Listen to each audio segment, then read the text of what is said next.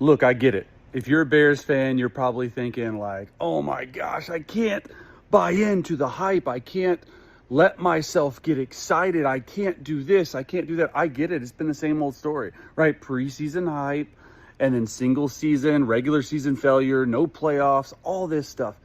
It is okay to get excited about Caleb Williams and Ben Johnson. Caleb Williams played exceptional last night. The Bears put up 500 something yards of offense, 31 first downs. I don't care if it's preseason. He threw for 97 yards on the first drive, a touchdown throw. They looked excellent. Okay, over 30 points. It's okay to get excited. This year seems different.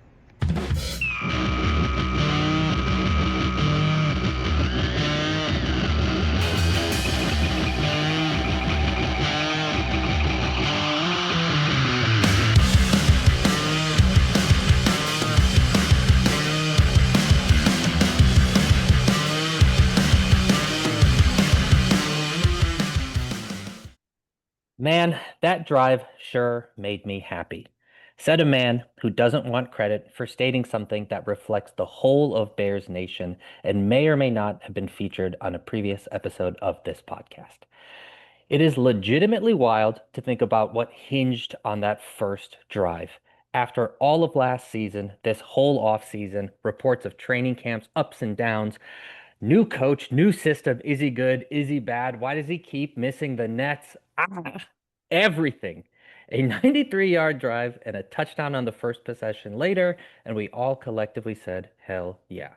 Now, one drive doesn't determine really anything, yet it means a whole damn lot, and maybe it tells us everything we need to know about what's in store this season. So, what did we learn about the Bears this week?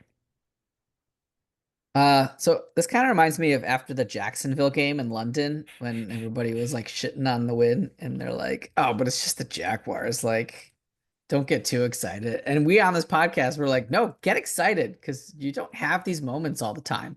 And what the hell happened, right? They lost 10 straight games in a row. So I hope you got excited because you didn't have a chance the rest of the season until they went into Lambeau and won in the last week. So same thing, be excited. Like Chase said, it's okay. It's okay. Because what are you watching for, right? If you're not going to get excited when things go well. Because you sure as hell get sad when things don't, right? If they lost 38 to nothing, we'd be like, well, that wasn't nothing. That sucked, right? Yep. So I would say get excited. That was a great start for the offense. I think Ben Johnson, more than anybody, looked great.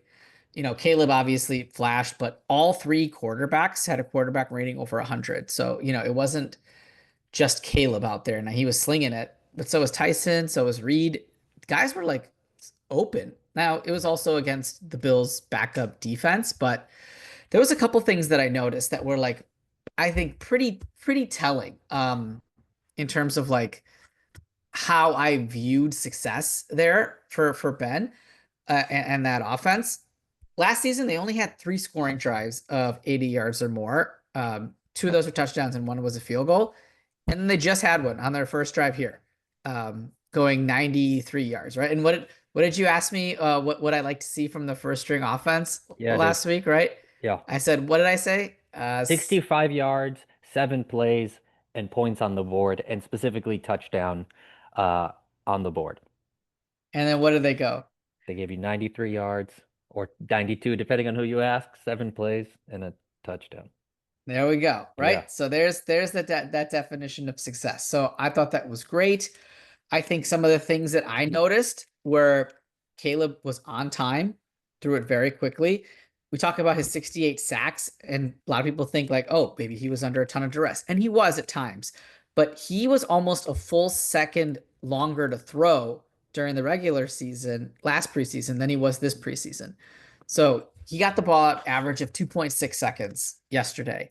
And I know, granted, it was only a handful of throws, very small sample size, but that's what we got. So that's what we're going with.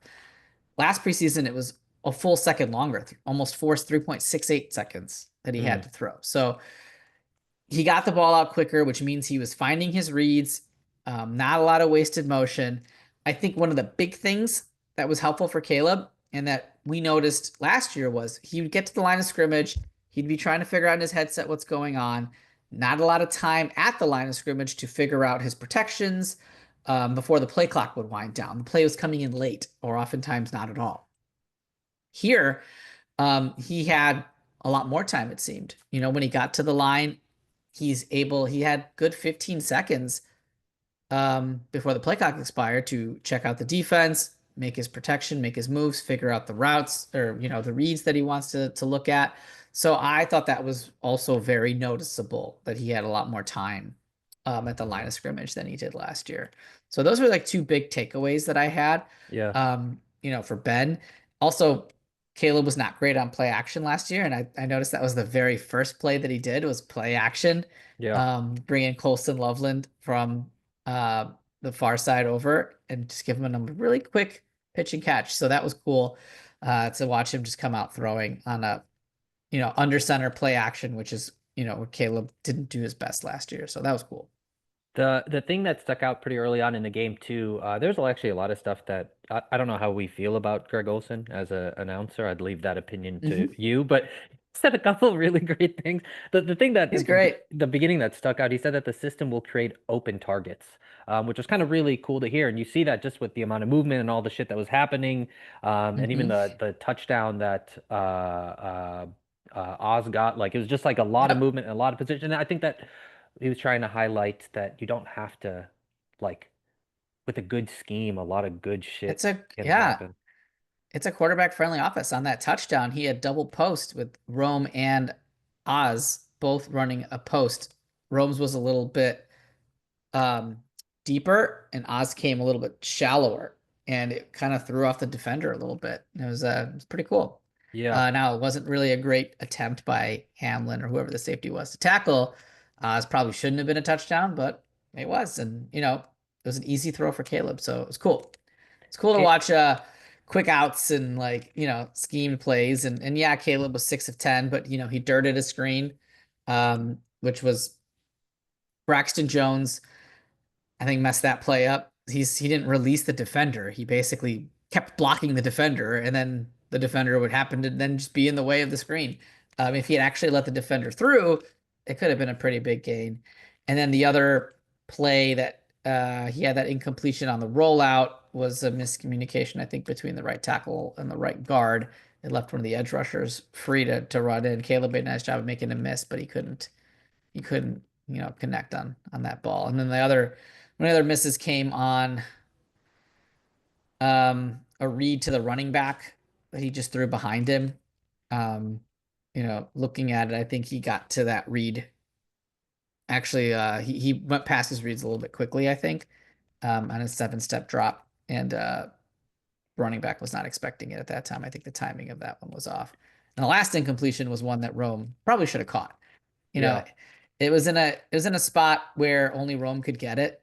He had to dive for it, but I think he probably could have caught that. So I thought Caleb played pretty well, honestly. So Yeah, it's like when you get a new dude on your baseball team. I feel like their first at bat, it's like this really sets the tone. I think I remember Nomar Garcia Parra coming when he was on the Cubs, and I think he yeah, hit into a double play or some shit, and it's like, oh damn, that sucks. But yeah, it's like really you wanted to see something good. It looked so crisp, which was so nice because I think that there's some concern of like why didn't he play? Like what has yeah, been going on? So for that to look like it did, think we all understand it's preseason. Kurt Menefee clearly didn't want to fucking be there, and it's against like backup, but like everything looked really tight and nice, and the plays moved they moved fast, and it was a lot yeah. of different people that you were seeing making catches and shit. Like it was a It really was fun to cool. watch. Yeah, dude, I texted my friend. I was like, he thought the game started at 8, and I was like, you might have missed one of the Bears' The game best ended. The game's over. Yeah, you might have missed one of the Bears' best solid drives in years, yeah, dude. It was fucking crisp as shit. It was just nice to see, man. After hearing all of this, everything to look like yeah. that. Um, And I think they got some answers in that game. I think they're basically set. In my opinion, I think Tyson is now your QB2. And he had a shaky game against Miami, but he rebounded pretty well. And I think they had glowing things to say about him. I'm pretty sure he's locked in as your 2. And then I'm pretty sure Brax is now your starting left tackle, Braxton Jones. I think just by the way the reps work, looks like Ozzy's out of that running. I think, in my opinion, it'll probably be Braxton as your starting left tackle, Ozzie is your backup right tackle, and Theo Bennett is your backup left tackle. It's kind of how I see that playing out, Yeah. which leaves Kieran as the odd man out. Um, Amagaji, who unfortunately came into his rookie season hurt and then got thrown into the fire, and they failed him last year by throwing him out there like that and setting him up to fail basically, and he did not have a good debut. And then he was doing okay. Actually, he played pretty well in the Buffalo game. But he was hurt, didn't get a ton of chances in this training camp. Now he's back. He's behind the eight ball. I don't see how he's going to now outperform Theo and Ozzie to Yeah. earn a backup tackle spot at this point, especially because Ozzie is Ben Johnson's draft pick. Kieran's not. And Theo looks like he has leapt him. So Yeah, what I read was the O-line coach and Ben Johnson said that Ozzie's feet weren't moving as quick as they needed to, and he looked kind of uncomfortable in the left tackle. When they yeah. put him back at the right, he seemed a lot more comfortable. And it did seem, the article I was reading sounds like they could still bring him back there, like if needed. But it sounds like he's probably staying on the right side of the ball. Yeah, and he might not be there next year, right? A lot of tackles switch spots, but I think for him, his rookie year, Ben's like, oh, he's so much more comfortable playing on the right side. And it's like, okay, that's what they're gonna go with this year. Could that change next year? I don't know. Because it looks like they've got a couple tackles that are young that they want to work with. And so who knows what next year's gonna look like, but I just think that they've got their idea of what they want to do for this year set after that game. Yeah. I wanted to ask you something else.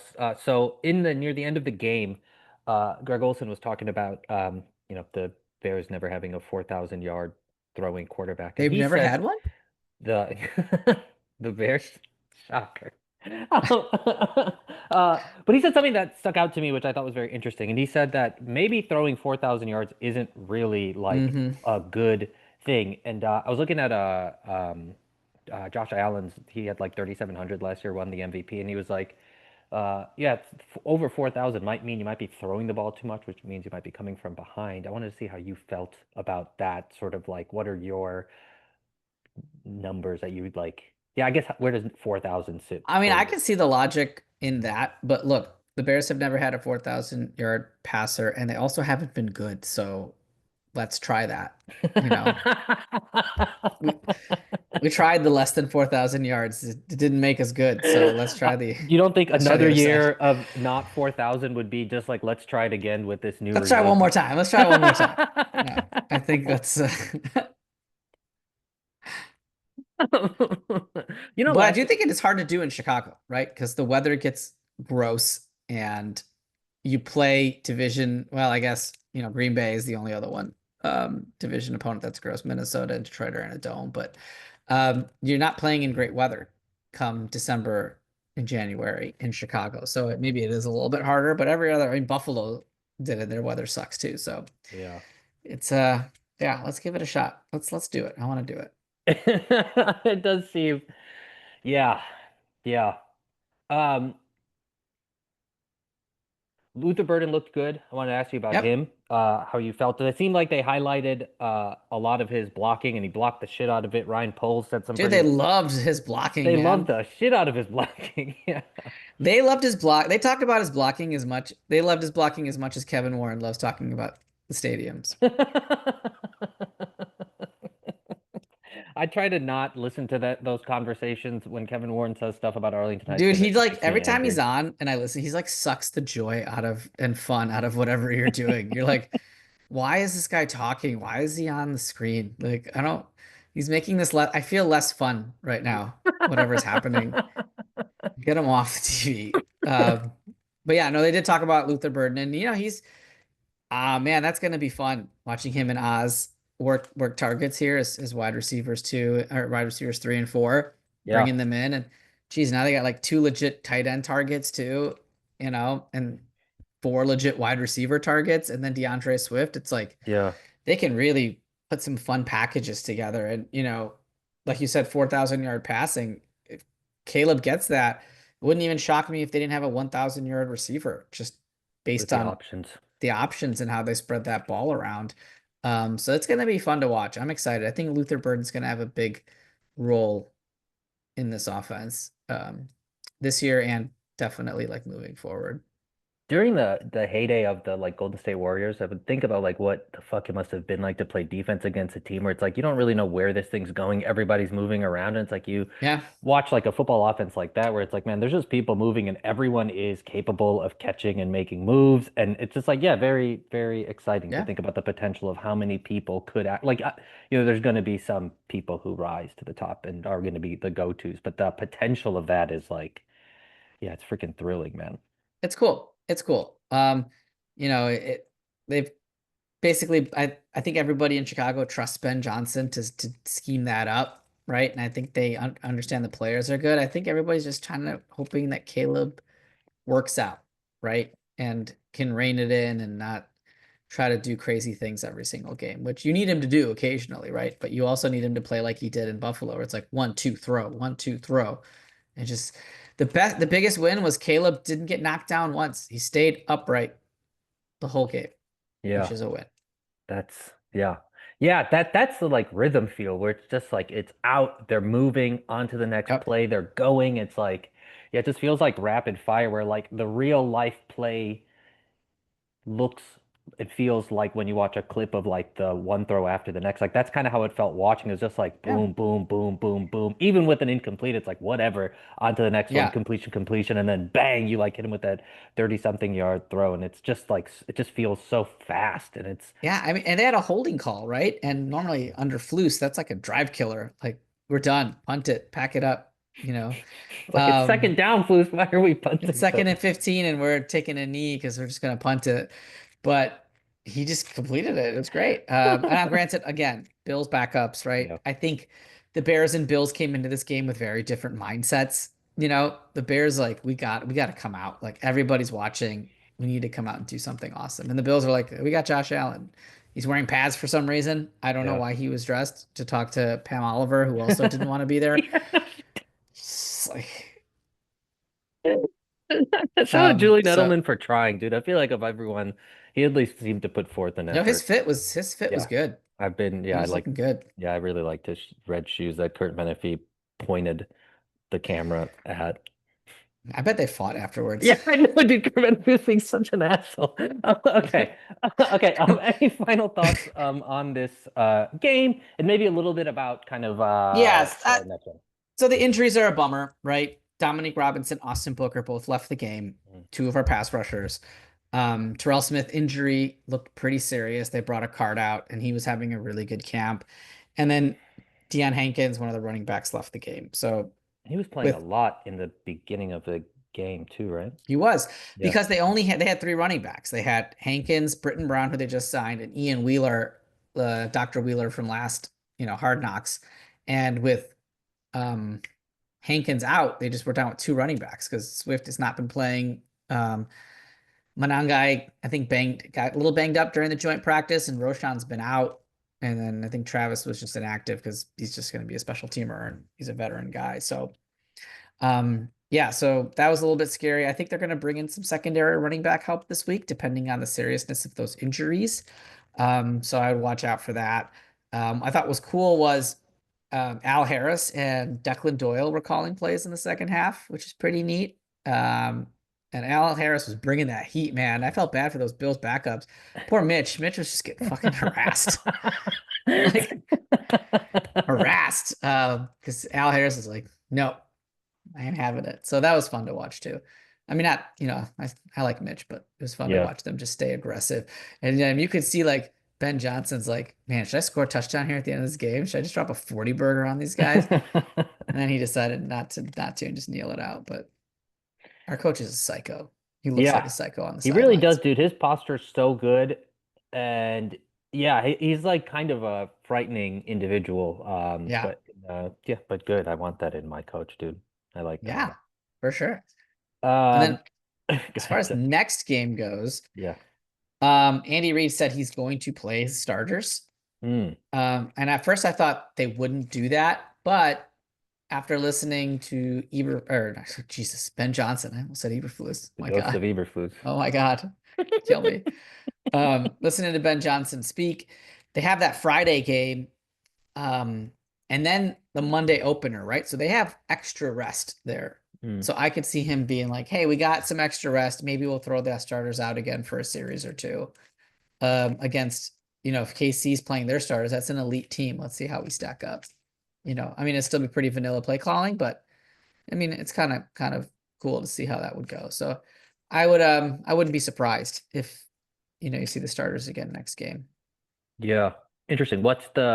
Is Andy Reid just trying to just get people more reps before the season begins? Is that really the Probably. Yeah.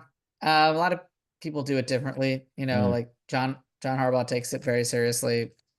Um, McDermott obviously did not take it that seriously. Except he was Usually throwing the Andy Reid, challenge usually Andy flag and Reid doesn't. Oh yeah. yeah, that was some bullshit, man. Like, what are you Yeah. doing? Yeah. Why are you throwing Maybe just challenge flag? yeah. Ugh, It's that was interesting, I annoying. guess. Do the Chiefs need this game? Like, I mean, I don't Not know. really. Yeah. Maybe I guess it is like well, we didn't do what we needed to do last season, so maybe we need to do something a little different this season and get prepped. I don't Yeah, know. I don't know. Maybe Andy's just like, it's a home game. Maybe Yeah. the fans will be excited to see Mahomes. I don't know. Yeah. But Interesting. yeah. Yeah, we'll see about that. Yeah. But looking forward to it. Looking forward to next week and hoping to build on that momentum. Okay, so two sort of final things before we get out of here. One is we're going to do the pulse of the people again. So last year after the bye week, we asked you to answer you, the listener, to answer a couple questions about how you felt about the team. Um, this year, we're going to do it at the beginning of this season. So I will put these questions into the description of the video and the audio. But the three questions are, what is your definition of success for the Bears this season? What would have to happen for you to hit the panic button this season? And three is, give us one bold prediction for this upcoming season. So what we're looking for is 30-second responses to each of those questions. We will be compiling those and then releasing it for the world to hear about kind of where we are at as Bears fans. So the you can the questions again will be in the description. What we are looking for is audio responses to those questions. You can text me and Samir if you have our numbers. The answers to those questions. You can also email us at mrrottorsneighborhood@gmail.com by August 29th. And then we'll be putting that episode out sort of before the season begins. Um, Anything else about that, my friend? Uh, no, looking forward to hearing your guys' responses on these. I remember how excited we were after the bye week for the first pulse of the people. So, I mean, the hoping for some vibes optimism here. the vibes were high. And then the other thing is, my friend has some pretty exciting things that he'll be doing this week. If you wanted to share some of what you're up to. Oh yeah, thanks. So I'm gonna be doing a live podcast, Bears on Tap, this Wednesday at 8 p.m. Central with our buddy Crisco, who joined me and Chirag on Bears in the Neighborhood right before the draft when we talked about, prospects that the Bears are looking at and who they might draft. So I'll be doing podcast with him, live podcast, and I'll send out the link once I have it. We'll be focusing on the 53-man roster, who we think could, make the team and who could be the odd man out, any surprise cuts, things like that. So yeah, definitely tune in. Really excited about it. So yeah, please join me. Yeah, very exciting, man. Congratulations on that, Thank you. as Thank you.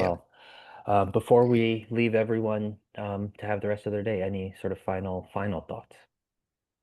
No, enjoy it. Don't let the national media give you these yeah, well, he missed the net crap. Enjoy it. For Samir Patel, I'm Chirag Rathod. We are the Bears in the Neighborhood, your weekly insight into the Chicago Bears in under 30 minutes, and we will catch you all next week. Good night, Saskatchewan.